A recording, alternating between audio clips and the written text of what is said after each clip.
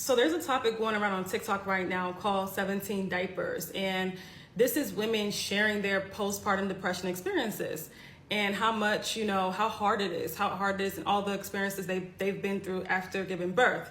And I thought that was absolutely amazing. And I just wanted to share my perspective as a holistic womb specialist, as somebody that's worked with many women who not only are pregnant, but also who are, who've given birth, who are in their postpartum season.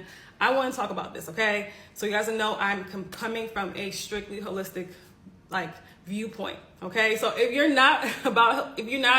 not support holistic health, if you're not, if you don't believe in it, this video, you can just click off now, okay? So I just had to put that disclaimer in there. But I hear a lot of conversations about postpartum depression, and I'm so happy that women are speaking out about this and, educating other women, men, about this topic is really important, right?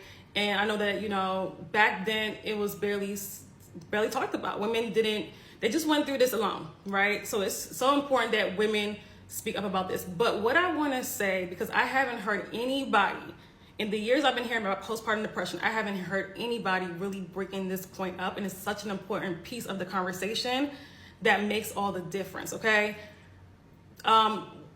Postpartum depression, let me just say, is something that we have normalized, just like we've normalized perimenopause, just like we've normalized, hormonal imbalances. It's something that has been normalized, but it's not something that has to occur after giving birth. And let me explain. I know that it's going to be triggering, okay? Let me explain. Postpartum depression happens for one of three reasons. And let me just put them out there. The first one is you came into during preconception, which is of course before the baby's conceived, you had hormonal imbalances. And a lot of women are coming into pregnancy, with fibroids, with, ovarian cysts, with heavy periods, right? They don't, and you know what I mean? It's because we weren't taught due to Western medicine that you always should, so these are the one of three reasons. Number one is that during the preconception, before the baby was conceived, right? You were dealing with hormonal imbalances and nutrient deficiencies. I cannot begin to tell you how many women come into pregnancy with already iron deficient with anemia, which is scary because when you're pregnant, you're supposed to have 3 times the amount of iron as a normal person, right? You're literally carrying life. Women come into pregnancy completely in an unhealthy way, right? I'm talking about, fibroids, ovarian cysts. I'm talking about, heavy bleeding, all of these hormonal issues. So we already majority of women come into pregnancy hormonally imbalanced, right? And you know what, this is not really their fault because of course, Western medicine, right? They haven't really educated women to let them know what's normal, what's not. So you're coming into pregnancy in an unhealthy state, okay? Because if this is going on, if you're having issues with your cycle, if you're having, seeing brown blood, and I talked about this all the time, right? If you're going through these issues, right? It's so important that women, balance their hormones, right? Get their body in order before conceiving. A lot of women don't know how important the preconception phase is.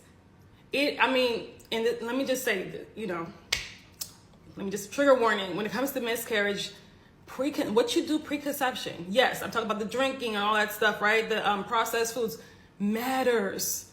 It's not just you just conceive and then once you find out you're pregnant, you start, trying to be healthy. No, what you do preconception matters. So a lot of women don't know this. Like if you have a gut health issues, all of this stuff you're passing along, like your pregnancy is harsh on the body. So then when we're talking about imbalances in the body, when we're talking about already going into pregnancy in an unbalanced state with your hormones all over the place, and then of course your hormone levels increase when you're pregnant. So this just creates more of a mountain of chaos. And this is why so many women are going through, they will say they're going through all these, their teeth are falling out, all of these things, hair is falling out, postpartum or even during pregnancy. It's not supposed to be like that, okay? Let me just make that clear. The number 2 reason that postpartum depression occurs is lack of support, emotional support from husband or father of the child, whoever you had the child with. The lack of support, I think that's not talked about enough as well. If you don't have a support, if you don't have a support system in general, it's really hard because our grandparents and beyond, had support, had the village, right? So if you don't even have support from proper emotional support from the father of the child, the husband, whoever you had the child with, that's going to present definitely a problem, okay? Number 3, this is the one everybody wants to avoid, the constant worry of finances, okay? If you are a woman who, and we know that when it comes to, you know, the U.S., the jobs, the maternity leave, it's nothing, right? 6 weeks at most, right? We already know that before we even get pregnant. So if you are worrying about, okay, having to go back to work just 6 weeks after giving birth, which is inhumane, I don't understand why this has been normalized for women. Even 3 months is inhumane, right? Studies show that you don't really return back to normal until like after 2 years of having a child. So I don't know why women have normalized it's been normalized for women to go back to work 6 weeks or 3 months after having given birth. So, and that I don't know why that's been normalized, but we already know how the maternity in the US leave is.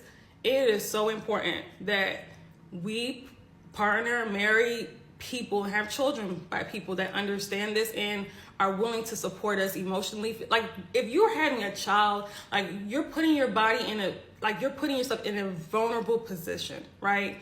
And we don't talk about this enough, right? Women die in childbirth. Like some women die in childbirth.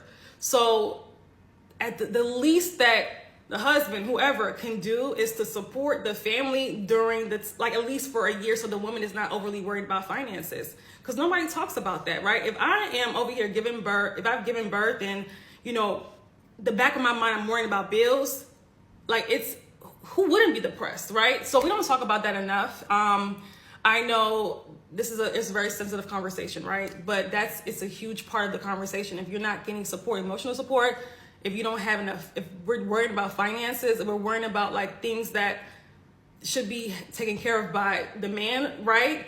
It doesn't make any sense, right? But this is definitely will cause depression. If you have to rush back to work after having a child, who wouldn't be depressed? So I think that women have to get the proper support. It's so important. Because postpartum is such a vulnerable time, right?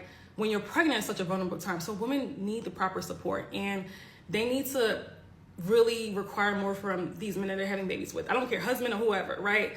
Then it needs to be like, we have to require more, because this is ridiculous. Like chime in if none of these 3 reasons apply to you. I would love to know.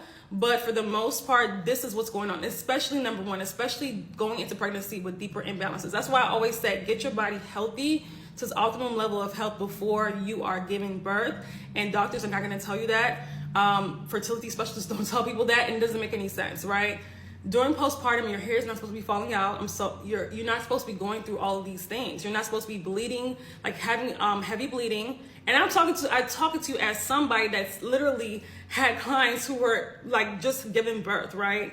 And none of these things they went through, because they're getting their bodies back into balance, and they just had it's supposed to be a blissful time. Postpartum is not supposed to be a struggle. It's supposed to be a blissful time with your baby, right? There will be hard moments, don't get me wrong, but it's not supposed to be like, what people are describing it as, okay? So get your body in balance before having a child. Don't go into, pregnancy already being out of balance. And then of course, your estrogen and progesterone levels are gonna be way off after giving birth. And then like, this is how postpartum depression comes about, okay? So let's, I think that, like I said, sickness should not be normalized.